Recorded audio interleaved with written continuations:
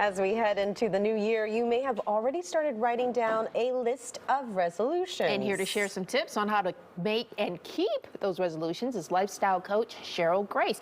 Cheryl, thank you so much. I mean, we were just talking in the break. G mentioned writing resolutions. That's one way to actually make it work, writing it down. Absolutely. 92% of us who set goals at the beginning of the year do not achieve those goals. That's me. So that means there are only 8% of us that do. And one of the reasons you can be, one of the ways you can be successful is by writing your goals down. I call my goals pink elephants. And I eat pink elephants every single day. And I believe that the easiest way to eat a pink elephant is one small bite at a time. And so you write down what your actual New Year's Eve resolution is going to be. And you write it down, and I do vision boards as well. And so you have a vision board that goes with the actual goals, and then you develop a plan, and then you take action. A lot of people stop at the vision, and then they wonder, well, why didn't this happen? Because you didn't plan it and you didn't take action. But if you take one small bite out of that pink elephant every single day, even if you just do that one small thing, at the end of a month, you will have accomplished 30 things that you can be proud of. And then it takes you into the next month psyched up because you accomplished something in month one. True. Now you have a system, it's called SMART. SMART. Okay, break that down for us. Yes, so it's not my system, it is an established system, and it's the SMART method, which is you have to be very specific about what it is that you want. A lot of us go into the new year asking for everything. And when you're asking for everything, you're not gonna get anything because you're not focused. So you wanna be specific. And then you wanna make sure that you're being measurable, that you're setting goals that at the end of the time frame that you've set, there is evidence that you've achieved it.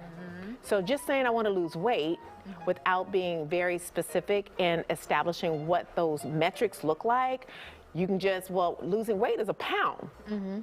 But if you wanted to lose 20 pounds, then, you know, I want to lose 20 pounds by XYZ date. And then the A stands for actionable. R stands for relevant. You want to make sure it's something that's relevant to you. When you have passion for your goals, you're more likely to stick with them. If you're just ho-hum about them, out the window they go by January 10th. And then you also want to make sure it's time-based, and that's the most important thing. By when do you want to accomplish your goal? And making sure that you're being realistic about that time zone, that time frame. So you don't want to set, you know, I'm going to lose 50 pounds in 50 days. That's not realistic. You're going to get defeated and you're going to stop. Sure. So how do you make sure that whatever you put down, you stick with? For example, so journaling. People talk about journaling a lot, and they may do it really good for a few days, maybe even a week or so, and then they just fall off. Yeah, it's because they get overwhelmed and they don't celebrate their very small accomplishments. You really need to celebrate every single accomplishment you make, even if you just ignored that cookie, you know, at Granny's house and you didn't eat the cookie, celebrate that. Not by eating more cookies, of course, but you want to celebrate the accomplishments. And every single day, what we do here is we actually have you write out what you want to accomplish for that pink elephant for the day. And it keeps you in action. The primary thing is to stay in action. Even when you don't want to be in action, staying in action will help your brain understand this is something I'm really committed to. Well, I'm sure that you are probably your own success story. How has this worked for you? Oh my gosh, I have done vision boards since 1996, and I have manifested everything from luxury cars, from Mercedes to, I just recently bought my husband a Porsche. Ooh, I need to manifest a Porsche. Oh, yeah. A country home, I manifested that, and a husband, right? So, but I was very specific about what I wanted in a husband. And I wrote down and I started sharing with individuals what those goals were. A lot of times we keep that to ourselves. Don't keep your goals to yourselves.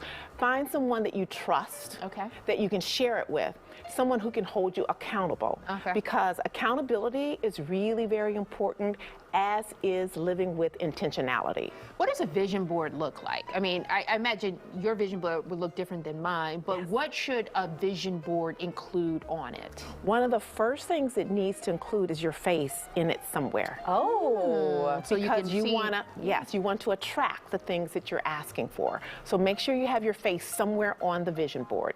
And then anything goes. I've used everything from bill statements, with negative amounts or positive amounts or overbalances to yes. YouTube. You can Got a lot of those. Yes, yes. But words that you find encouraging and affirmations that you have, images, right, of what you want to achieve. And so our vision boards that we do, we start off with an annual vision. And then each month we break that vision down into what we want to accomplish that month. So if I want to buy a home in California and not do the cold weather anymore in Chicago, then what I do is the first month I'm calling up realtors and identifying realtors. And so you see pictures of realtors on my vision board. The next month I may be doing a credit report check and checking, so you'll see like credit, all 3 of the credit unions there. So you get an opportunity every single month to identify what you want to do that month, and you keep that top of mind. And I love that it's portable. So you don't just put a vision up on a wall and leave it there. I traveled all the time, so I never saw the same wall twice That's in true. And that's why this is portable, right? Can and you so go they're through all that? portable. Yeah. And you can either do it annually, or we've got Fab in 90 days. If you've got like a special event or something that's coming up and you really want to focus on it, you can concentrate on 90 days. All right, real quickly, what would you put on your vision board to get a husband? Do you put his picture up there? I put a man's picture up there, and I put the characteristics that I was looking for, and I put a date. Well, clearly I need to work on this workbook right now. Okay, all right, Cheryl, thank you so much for joining us. That I is just some need a great pen. I advice. need to write down in here. Go ahead. Okay, all right. Okay. Cheryl, thank you so much. I Thank you, appreciate lady. it.